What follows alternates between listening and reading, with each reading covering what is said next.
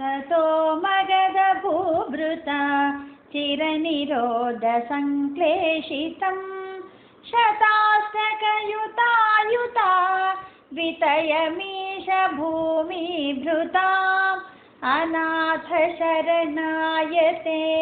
कमपि पूरुषं प्राहिणो दया च समागदक्षपणमेव किं भूयसा इयासुरभिमागदं तदनु नारदोदीरितात् युधिष्ठिरमखोद्यमात् उभयकार्यपर्याकुलः विरुद्धजयिनोद्वरात् उभयसिद्धिरित्युद्भवे शशंसुषि निजैः समं पुरमियेथ युधिष्ठिरीम् अशेषदयितायुते त्वयि समागते धर्मजो विजित्य सहजैर्महीं भवदपाङ्गसंवर्धितैः श्रियं निरुपमां वहन् नः भक्तदासायितं भवन्तमयि मागधे प्रहितवान् स भीमार्जुनं गिरिव्रजपुरं गताः तदनु देवयूयं त्रयो यया च समरोत्सवं द्विजमिषेण तन्मागधम् अपूर्णसुकृतं त्वमुं पवनजेन सङ्ग्रामयन् निरीक्ष्य सहजिष्णुना त्वमपि राजयुध्वा स्थितः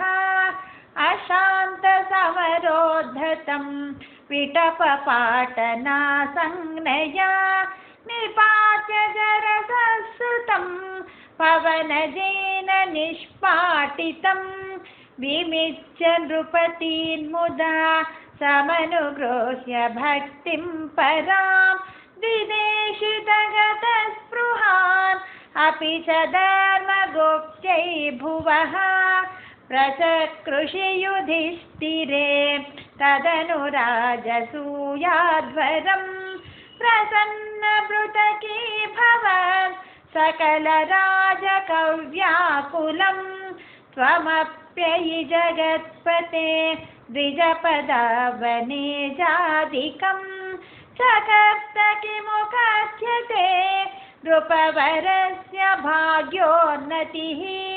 ततः सवनकर्मणि प्रवरमग्रपूजाविधिं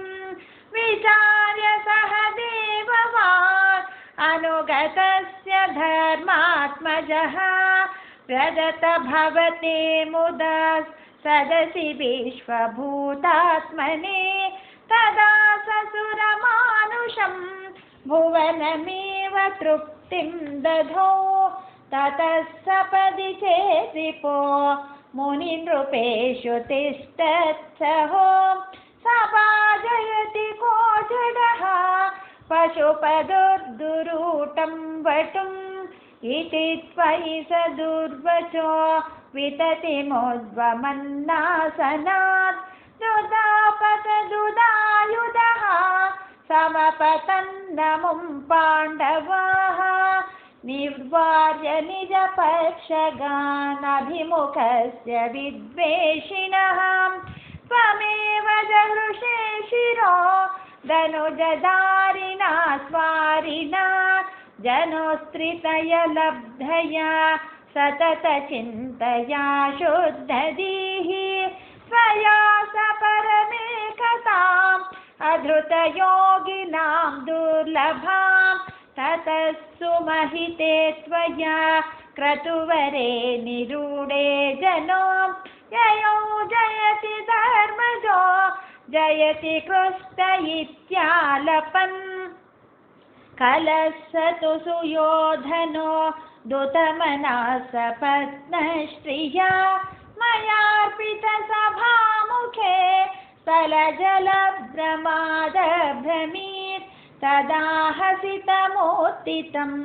द्रुपदनन्दना भीमयोत् अपाङ्गकलयो विभो पितावदुजृम्भयन् धराभरनिराकृतौ सपदि नाम बीजं वपन् जनार्दनमरुत्पुरी निलय पाहि मामया।